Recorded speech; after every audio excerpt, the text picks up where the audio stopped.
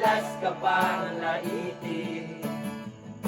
Pinapakita mo na may silbi ka sa mundo, ngunit walang rumirespeto.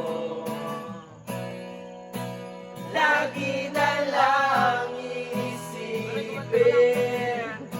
sila na lang ang unawain.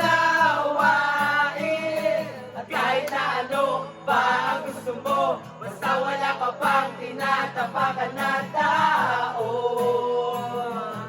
ituloy mo lang ito. Ang mahalaga, ikaw ay masaya. Huwag mong itindihin ang sasabihin ng iba.